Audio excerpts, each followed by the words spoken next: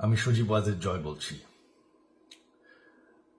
বাংলাদেশে এখন একটি বিশৃঙ্খল পরিস্থিতি চলছে।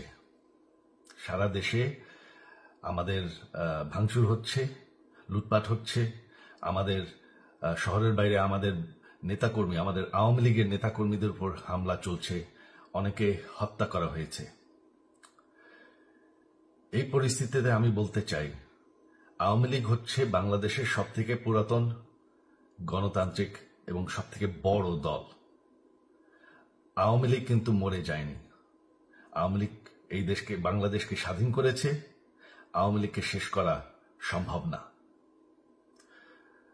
আমরা বলেছিলাম যে আমার পরিবার আর রাজনীতি করবে না, তবে আমাদের নেতাকর্মীর উপর যেভাবে হামলা হচ্ছে, এই পরিস্থিতিতে আমরা হাল ছেড়ে দিতে পারি না। বাংলাদেশে যদি গণতন্ত্র, নতুন বাংলাদেশ গড়ে তুলতে হয়, আওয়ামী লীগ ছাড়া সম্ভব না। আওয়ামী লীগ হচ্ছে সবথেকে বড় দল। আওয়ামী লীগ কোথাও যাবে না, আওয়ামী লীগ শেষ হয়ে যাবে না। আওয়ামী লীগকে শেষ করা সম্ভব না।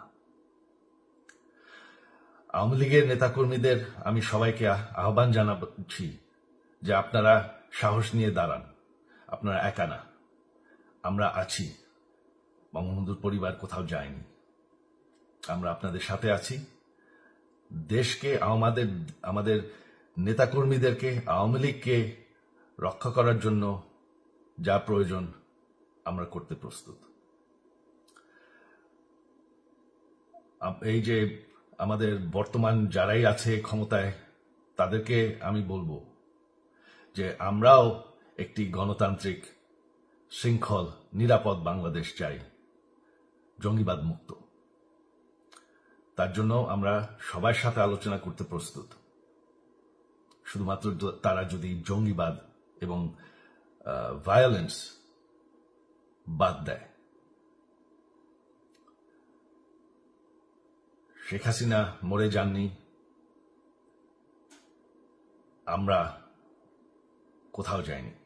বাংলাদেশ আওয়ামী লীগ ছাড়া গণতন্ত্র, নির্বাচন সম্ভব না। এই বলে আমি আমার কথা শেষ করছি। জয় বাংলা।